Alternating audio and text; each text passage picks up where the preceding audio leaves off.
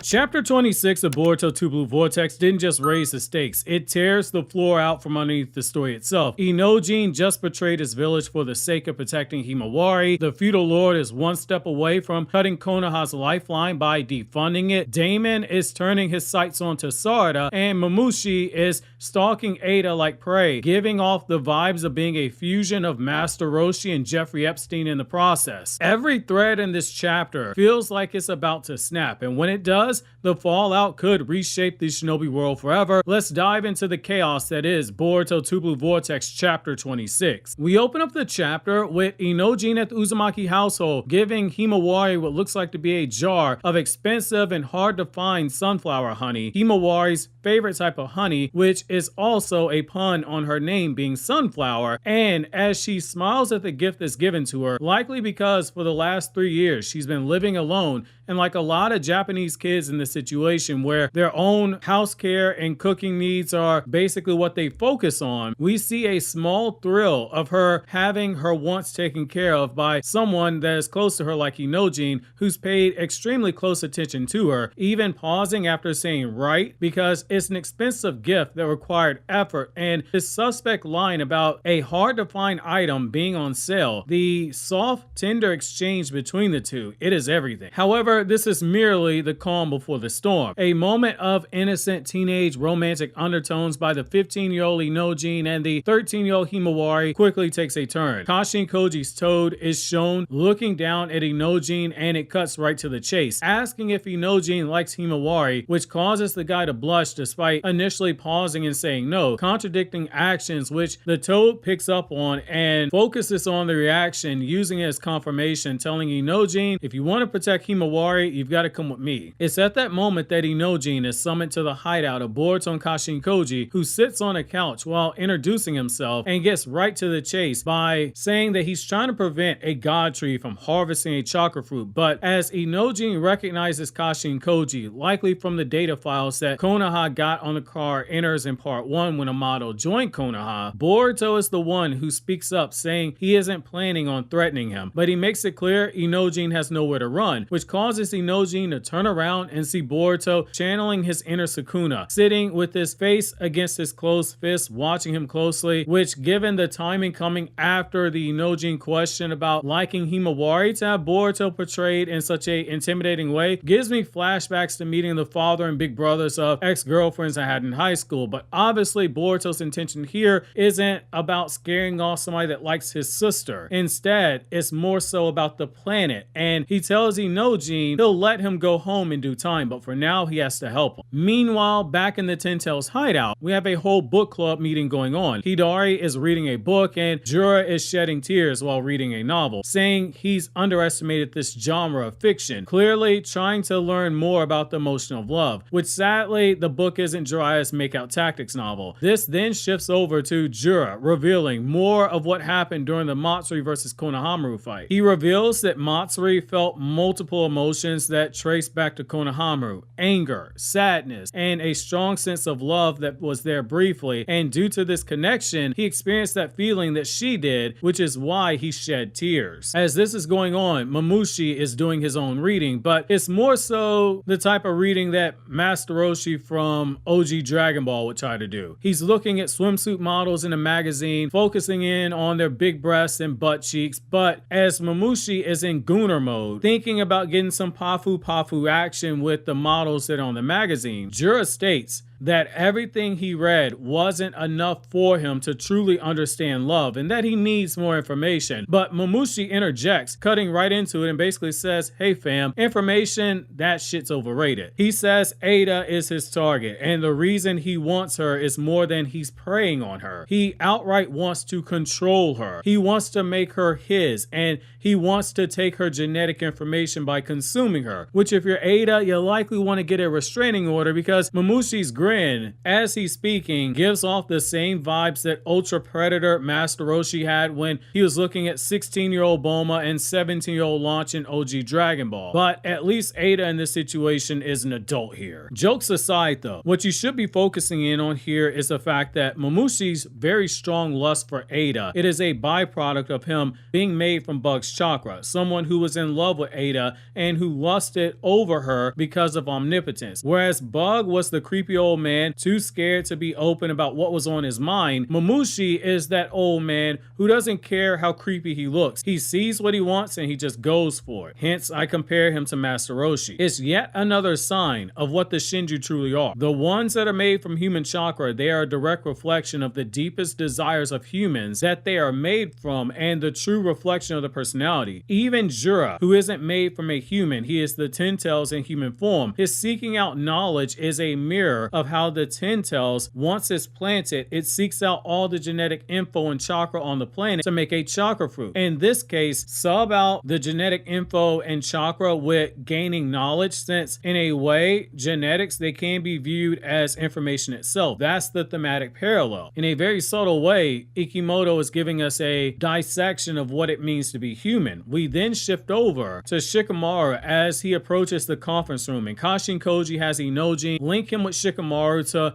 warn him that Shikamaru must come out of this meeting still as the acting Hokage, because if he is removed, it will impact the opportunity to win the next battle, which is Mamushi, who is coming to seek out Ada in exactly 1 week. Upon hearing this in typical Shikamaru fashion, he calls it a drag and he says that he has half the mind to resign, but obviously he can't nor will he ever do it. That's when we see him as he's being confronted by Kobu, the aide to the feudal lord Madoka Ikkyo, the feudal lord of the Land of Fire, and Konohamaru and Sai are standing behind him, and the elders, they have their eye on Shikamaru as well. And this is our sign that the political subplot that we were introduced to when Shikamaru first met the elders after Boruto saved the village from Code, this subplot is about to heat up. They rip into Shikamaru for acting unilaterally when it came to the Sand Village mission, which the whole point of the elders is to serve as an official line of communication and as a sounding board as advisors before the Hokage makes decisions that can impact the village, because if something fails, there will be blowback, and that blowback not only spreads beyond the village, but it reflects poorly of the village, and by extension, it reflects poorly upon the feudal lord, the guy who pays the bills. Kobu tells Shikamaru outright that the feudal lord has questioned if Shikamaru is the right person for the Hokage position, noting that they've even discussed whether or not they even need to fund a shinobi village. Now, this is pretty huge because of how the relationship between the Hokage and just any Kage and a feudal lord works, as well as the ninja village system itself. Shinobi villages, they have never turned enough of a profit to be able to operate on their own and be self-sustaining. Even during a time of open cold warfare when Naruto grew up in it, where there was no peace treaty, missions alone, they never generated enough money, which is why the feudal lord bankrolls the ninja village, oftentimes at a loss. But the idea behind doing so is that the feudal lord,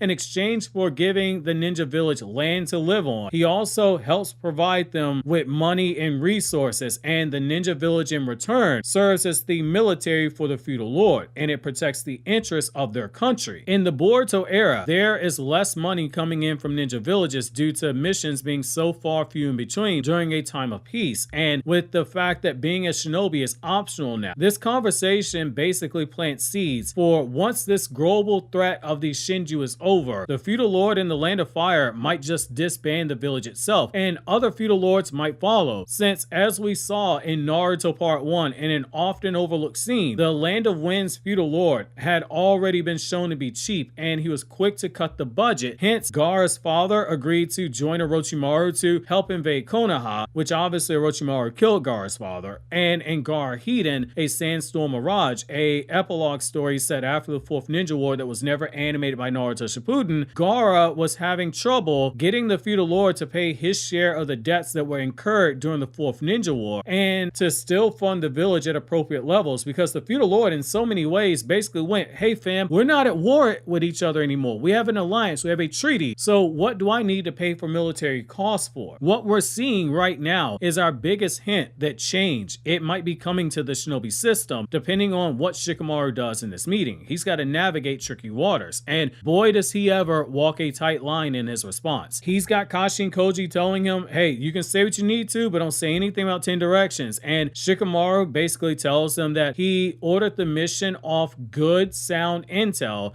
and was willing to accept any ramifications had the mission itself failed, but he did what he believed to be in the village's best self-interest due to the wide-scale threat of the Shinju. This leads to the elders outright asking, was your source Boruto? Was he the source of your intel? And they raise the possibility that Boruto is really working with the Shinju and is making a fool out of Konoha for revenge, and they are quickly cut off by Konohamaru, who tries to stand up for Boruto, saying that Boruto saved his life and fought for them on the mission, which as this is happening, Shikamaru is being ordered by Kashin Koji, let Konohamaru fall on that sword for you. He's a pawn, which shows how dire Shikamaru's situation is. The more eyes that are on him, the more likely it is he gets removed from power, and Kashin Koji cannot allow that to happen. The elders basically call Konohamaru a fool for trusting in Boruto, reminding him that Boruto killed the 7th Hokage, a close friend and rival of Konohamaru, but there was also a different message sent here that was not spoken. The two elders that you're seeing, they're 91 years old. They remember what happened 22 years ago in the timeline when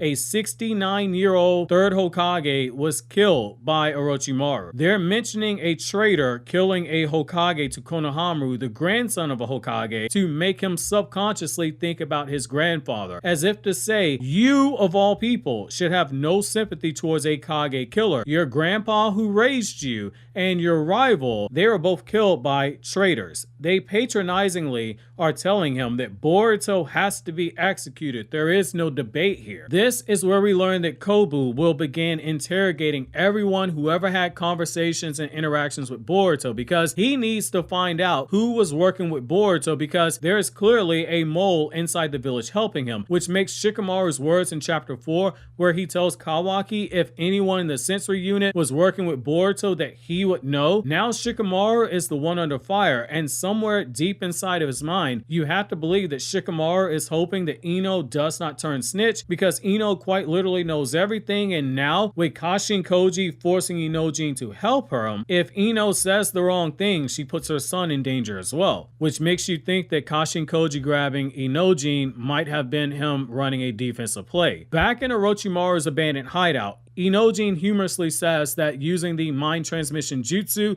is breaking all the rules that the Yamanaka clan have for the sensory unit, and asks, is this something you guys do regularly? Which Boruto's expression is driving me right now. He's looking like, dude, you're already helping us, and now you're asking if we would be breaking the rules. And Kashin Koji has to remind him that, hey dude, we're being hunted down, so obviously we break rules. And he states the obvious, Inojin, you're already involved in this, so there's no point in asking for breaking the rules. Boruto, however, tries to soften the blow by reminding his former friend that the Shinju, they are an enemy that doesn't play by the rules either. They have to take whatever measures possible to defeat them, and basically tells Inojin, follow your own heart. He knows this isn't the time to be worried about rule breaking, which causes Inojin to remember his failed attempt to save Himawari from Jura, where he almost joined the Donut Club founded by Ace and Rengoku and Rin Nohara. With this resolve, Kashin Koji and Boruto, they get into a spat, and we see that there's a growing tension between the two.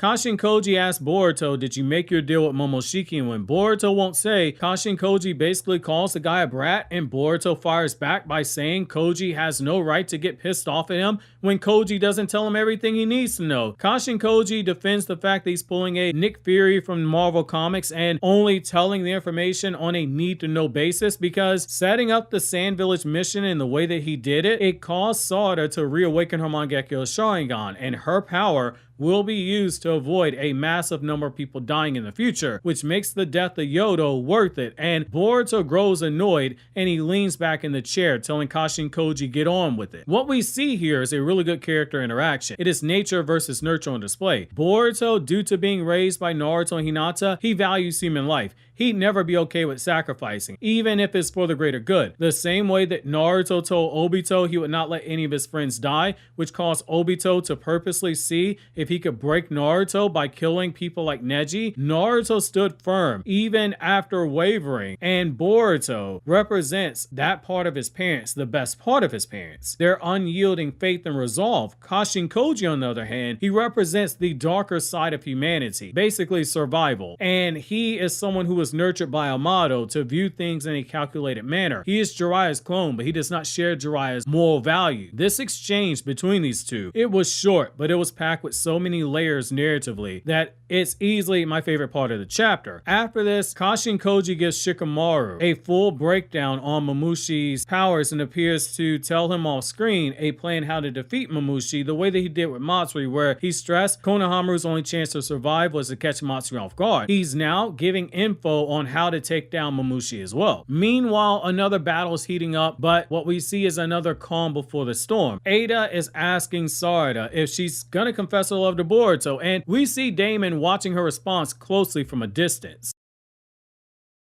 Sarada says that right now really isn't the time because Boruto has too much to deal with and it would only make things weird between them. And after Ada voices her displeasure, Sumire says that she feels the same, but she might confess suddenly, and that's where we see Ada blushing all across the face. She's fangirling as she, for the first time in her life, is getting to enjoy a genuine female connection. However, that's something that she's never had before, yet that's the issue. And once Ada listens to their conversation and recalls how Sarada jumped into the arms of Boruto, Sumire slips up and says what really matters in this moment is Boruto's feelings, and you see the light bulb go off. If you go back to part 1, when Ada was in bed with Sarada and Sumire having the girl talk, or trying to have it, she tried to have this same conversation about love with them in that moment, and she was disappointed. She saw both girls pretending to be infatuated with her because of her omnipotence ability. When she used it before she was sealed away, it turned people into simps when they were in her presence. Back then, in that convo, Ada was let down that neither girl would be able to talk about their true feelings. It hurt her if you look at those panels closely from part 1. Yet here, both girls, they're so open with their feelings while in her presence. And this is not the first time this has happened, but this is the second major time it's happened. It happened briefly in chapter 16 when Sumire crashed out and started gaslighting Sarada. The root cause of that was Boruto. In part 1, Ada tried to have a conversation about their feelings with Boruto, and neither girl could talk about it because they were pretending to be enchanted. Ada has now put her pieces together, and it's something that I would suspect she's known for a long time, based on her asking in chapter 1 of Two Blue Vortex if the girls are really under her spell, because they were super concerned about Boruto's safety when they're right there by her. She should have been the only thing that matters. And that's where she asks here, are you truly enchanted by me?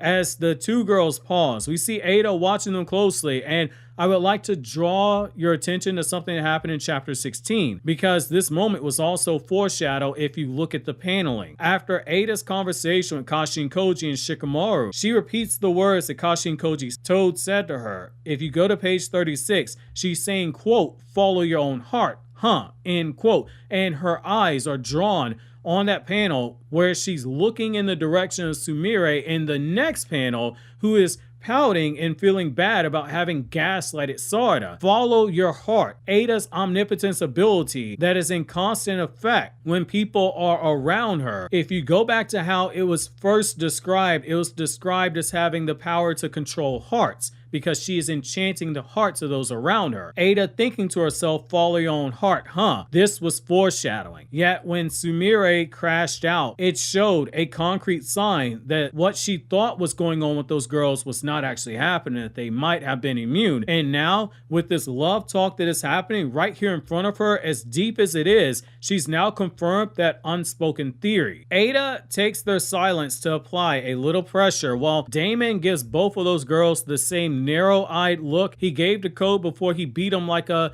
Cherokee drum. Ada states that they made the mistake and they didn't even realize it. They talked about being in love with someone while standing in her presence, which should not have been the case. It's never happened before. When Ada is in front of someone, Ada becomes her sole focus and they simp over her. That's why she looks so annoyed in part 1 when trying to have that love talk with the girls about Boruto and Kawaki. Two very similar scenarios, but two different responses that contradict. There is no gray area with her power. You're either infatuated with her or you're not.